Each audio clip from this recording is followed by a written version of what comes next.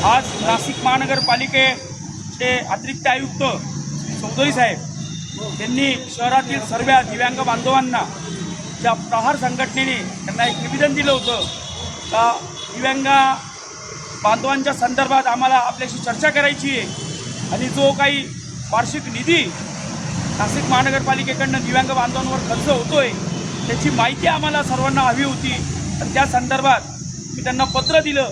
याआधी त्यांनी एक मीटिंग लावली तीही अशाच पद्धतीने टाईमवर कॅन्सल केली आणि आज दिनांक 11 मे 2024 रोजी सकाळी 11 वाजता सर्व दिव्यांग बांधवांना संघटनेच्या पदाधिकाऱ्यांना नाशिक महानगरपालिकेमध्ये बोलून घेतलं आणि अचानक सर्व अधिकारी इथं फरार होऊन गेले, जेणेकरून त्यांना या दिव्यांग बांधवांशी घेणंच नाही।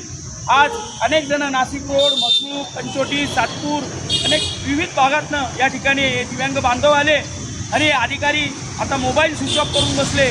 सांगता का आम्हाला जिल्हाधिकारी कार्यालयात अर्जंट मिटिंग लागली, जर कधी यांना अर्जंट मिटिंग होती तर या दिव्यांग बांधवांना यांनी कळवायचं होतं तर तुम्ही आज येऊ नका, तुम्ही पुढच्या तारखेला या। पण तसं न करता मोबाईल स्विच ऑफ करणं आणि वारंवार तारीख पे तारीख देणं हे यांनी बंद करावा, अन्यथा नाशिक महानगरपालिकेवर या प्रहार संघटनेच्या माध्यमातून आणि श्रमशक्ती कामगार संघटनेच्या माध्यमातून यांना पुढे या गेटमधनं सुद्धा बाहेर पडून देणार नाही सर्व दिव्यांग बांधव, हे यांनी आज लक्षात घ्यावं। एवढंच सांगतो आणि थांबतो। जय हिंद, जय महाराष्ट्र।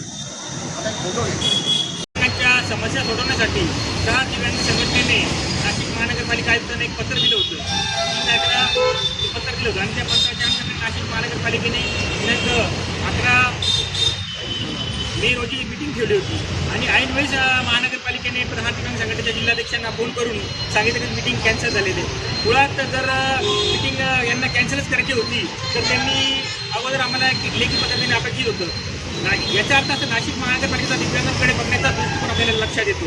आता आम्हाला ते असं कारण सांगतं की आम्ही जिल्हाधिकाऱ्यात मीटिंग ठेवली। मला सांगा, जर जिल्हाधिकाऱ्यात मीटिंग ठेवा, अचानक मीटिंग कोणी ठेवतं का? जिल्हाधिकारी कार्यालयासाठी एवढं मोठं कार्यालय जर महानगरपालिकेला अचानक मीटिंगला बोलून असेल आणि त्यांची कुठली लेखी नसेल यांच्याकडे, ही अतिशय मला वाटतं निषेधार्ह अशी बाब आहे आणि आम्ही सर्व प्रहार दिव्यांग संघटनेचे पदाधिकारी आणि नाशिक शहरातील सर्व दिव्यांग नाशिक महानगरपालिकेचा या ठिकाणी जाहीर निषेध करतो। जय हिंद, जय प्रहार।